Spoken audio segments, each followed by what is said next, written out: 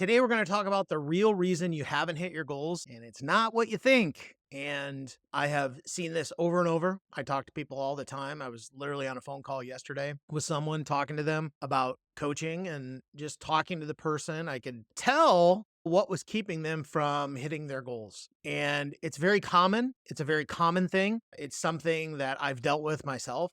I am certainly not immune to what I'm going to share with you today. I've gone through this many times with myself, and I've also figured out how to get the breakthrough that I needed. One of the things that I know in regards to goals is all of us set goals. I have set goals for the longest time, things I want to achieve, things I want to get done, things I want to hit in my business, personal goals, things like that. And it's something that is very common. We all have that.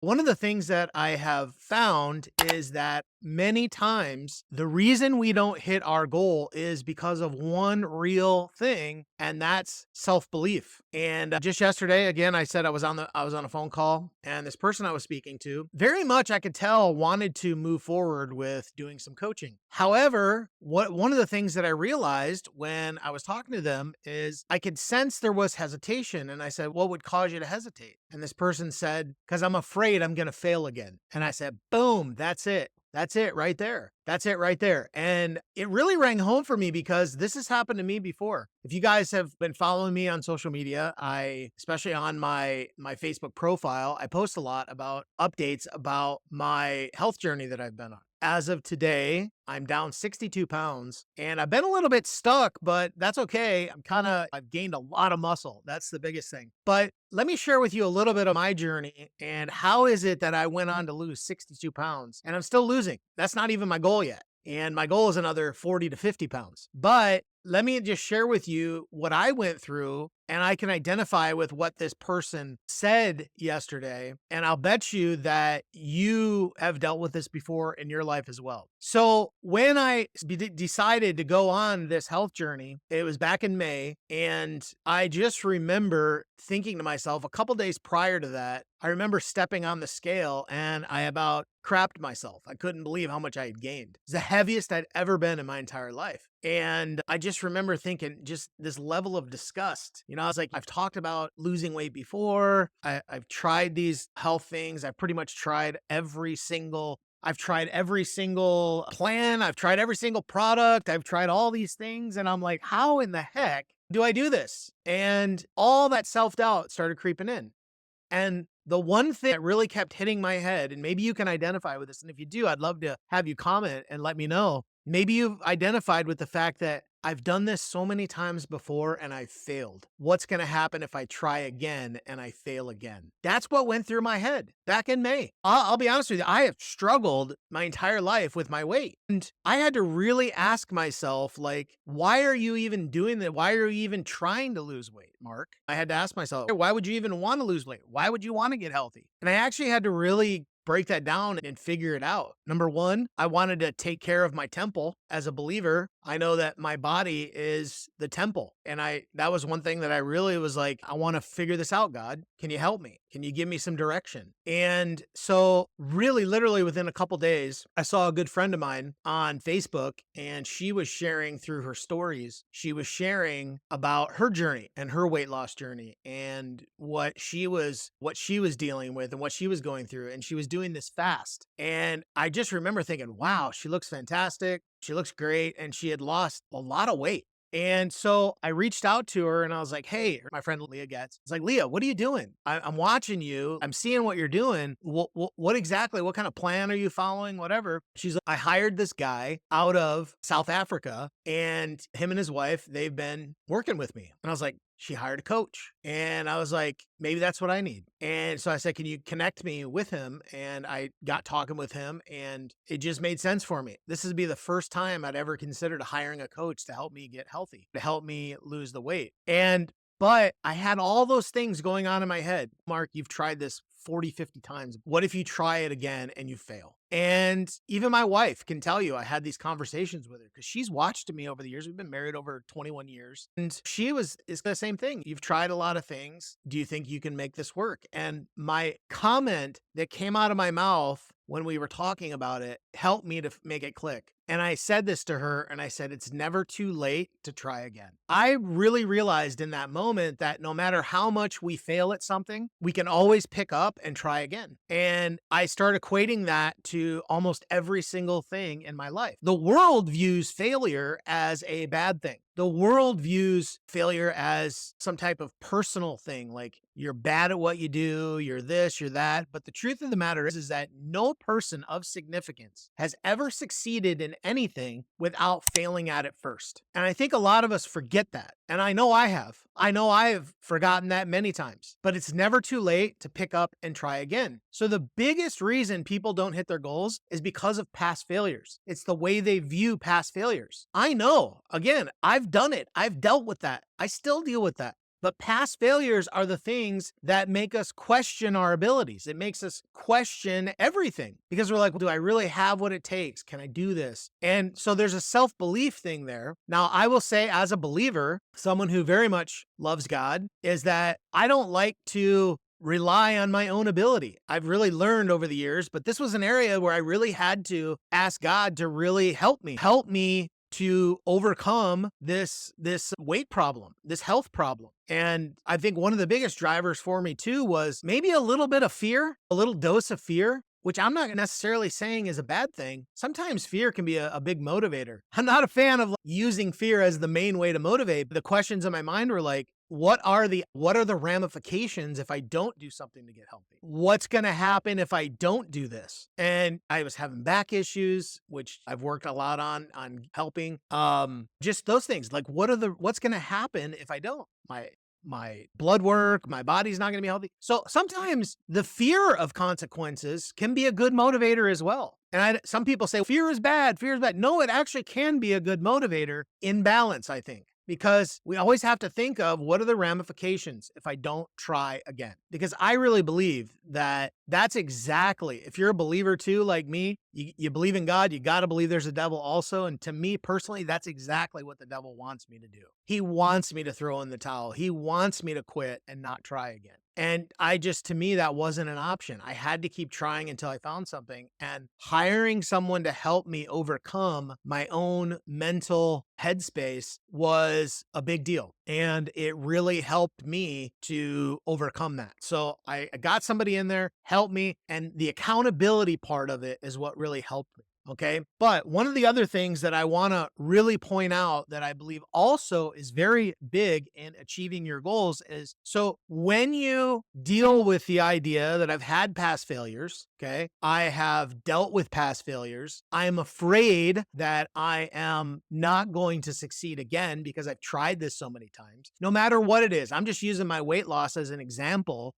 of what this means. But what happens is a lot of times you're dealing with the idea that, okay, I might fail again, but this is where I believe the next step comes in. And it's the idea of persistence. I'm very grateful because in my life growing up, I've learned I have a high sports background. I was very much involved in sports as a kid. I grew up playing baseball. When I was in high school, I did football. I ended up being all conference one year in football. I was in wrestling. And those things I'm so grateful taught me. And of course, a huge part of my life still today is I'm a huge fan of BMX freestyle. Okay. I've been involved in BMX since I was 15 years old. I raced when I was 8, 9 years old. And as I got a little older, I started to get into BMX freestyle, ramp riding. I used to do competition. My buddies and I, we travel all around. I still love that today. Of course, I'm 51 years old. I certainly don't do it at the level that I used to, but I love getting out on my bike. But here's what all of those things taught me. They also taught me to be self-disciplined. And an example, some of you may have heard this before, but years ago, when I was wrestling in high school, I remember I believe it was my freshman year in high school. I was in football and the football season was coming to an end. And our wrestling coach was our football coach. So the football coach who I just worked with, he was going to be our wrestling coach also. And we were in a very small school. And he was trying to convince me to come out and be on the wrestling team. And at first I was like, no, we just finished football. I don't know if I want to do wrestling. And so finally he convinced me, and they were already into practice and getting ready for the season. And I was like, all right, I'll do wrestling. Okay, I'll do it. He kept going after me, wanted me to do it. So I was like, okay, cool. So I literally had 2 practices, maybe 1 or 2 practices. I really hadn't figured out like how to do this wrestling thing. So then we have a wrestling meet at our school in front of our home audience. So I go out and I'm like, okay, I was in my weight class. I was like, I don't know, it was like the 160, 170 weight class or whatever. So I go out there and I'm green. I barely know anything. And I get out there on the mat and they blow the whistle and the match starts, and boom, bam, the guy grabs me, throws me on the mat and pins me in 7 seconds in front of my entire home crowd. Okay. All the people in my school, students, everything's probably 100, 200 people there. And you want to talk about embarrassing? You want to talk about, I was like, I think I'm going to quit. I think I'm going to quit. This was the most humiliating thing in my life. I can't believe I got pinned that fast. So I was at a crossroads at that point, just like many of us come to a crossroads. We come to this crossroad, and the crossroad is, am I going to stick with it? Am I going to keep trying? Or am I going to quit because I feel like crap? And I remember that point, and I just remember my coach saying, look, you just started. It's not a big deal. You just need more practice. That didn't necessarily comfort me. But I remember I went home that night and I thought about it hard, and I said, no, I'm going to learn this and I'm going to continue. I believe that's where the sports really helped me, because I developed this idea of persistence. And persistence is continuing to keep going forward no matter what until you get the success you're looking for. And so I determined that I was going to become the best wrestler in my district, in my weight class. And I went after it, practiced. We had a couple more meets. I was getting better and better. And then probably about a month later, I had practiced hard. I focused on my moves. I had this signature move that I would use, a head throw, which some of you guys might know what a head throw is. And it just became my really good move. And I remember we had a conference at our school, and it was a district tournament. And so at this tournament, there was about, 6 to 8 schools, something like that. And I remember before the match, I am walking around, and this is a very important lesson. Okay. I'm going around and I'm listening to my Walkman. I'm dating myself. This is late 80s here. Okay. I have my Walkman on. I'm listening to the Rocky IV soundtrack, which I absolutely love. And I'm just picturing in my mind, what it is I'm going to do. What move am I going to do when I get out on that mat? What am I going to do? And I'm just picturing in mind over and over, how am I going to throw my weight? How am I going to do this? And when I lock up, here's what I'm going to do. And I just ran through this in my mind over and over. And I got this mind picture. You see the parallels here to business? We talk about this a lot, but I had this mind picture and I'm running through it over and over and over again. And now I know exactly what I'm going to do. And I got this music pumping in my ears, and I am so focused. I go out on the mat and I go against this guy, and I knew exactly what I was going to do the moment I locked up with him. And it was so clear. So they blow the whistle. I go out there. I lock up with the guy. I throw him in a head throw. I throw him down on the mat. Boom. I pinned him that fast. Guess how many seconds? 7 seconds. So here I am. I got pinned in 7 seconds. I made the decision there that I was never going to get pinned again. I decided to continue after I'd contemplated quitting, and I took what was a crappy situation and I ended up turning it around in order to do exactly what happened to me. I used it as an example and I ended up doing that. I ended up getting first place in that tournament. It's one of the shining moments of my wrestling career in high school. I love it. And I always reflect back on that because that was it. So my point with all of that is that persistence is the key. It all comes down to persistence. And it's not easy to move through those things because you're dealing with past failures. Maybe you haven't figured out how to push through and have that drive just yet. But those are the things that matter the most if you really want to reach a goal. Persistence is huge. Using past failures as stepping stones rather than condemning personal attacks on yourself. Going back to my weight loss, when I made that decision that it's never too late to try again. ever. And you know what? You might have the people around you, maybe even people the closest to you, that will always bring up your past. I'm so grateful my wife has never really done that to me. She's never done it. My wife's a great support. She's always believed in me, that's the beautiful my relationship with my wife. She's always believed in me even when I didn't believe in myself. So, how do you surround yourself with people like that? Find people that can do that for you. Maybe you're not in a good relationship that has that.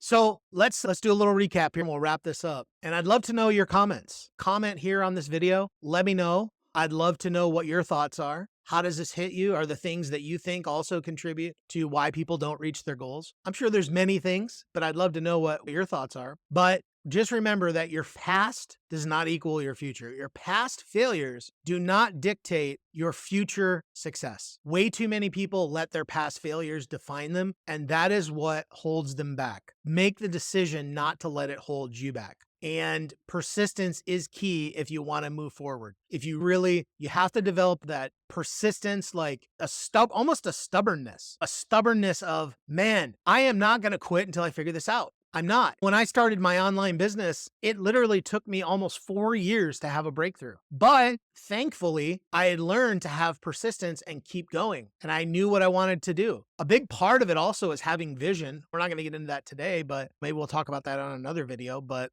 I really, truly believe that if you really are serious about breaking a goal or having a breakthrough and reaching a goal, I feel it's going to be and if you're finding yourself struggling with it, I find it very difficult to believe that you could reach it without actually getting a coach or somebody to help you break through. You need the outside perspective in order because it's a necessary part of growth. I could not have won that wrestling match or been as good at wrestling. I ended up being the coach of the team, or not the coach. I ended up being the captain of the team. I could not have gotten as good as I did without my coach. He was vital in helping me to grow and is one of the greatest mentors in my life. If I saw him today, the very first thing I would say to him is, Coach Vogley, you have no idea the impact you had on my life. You have no idea. I have drawn back on so many of the lessons that you taught me during that. And I honestly, I'm so grateful for that. But some of the greatest mentors in my life were the people that got in my face and screamed at me and told me to stop thinking small, thinking like I couldn't do it. And you need somebody to do that. So I don't care what you got to do. Hire somebody. If you need to find a good friend that's willing to partner with you and you guys hold each other accountable, do whatever you got to do, but find somebody that's going to hold you accountable and stop being afraid of them pushing you outside the comfort zone. Stop letting the fear of, oh, they might say something I don't like.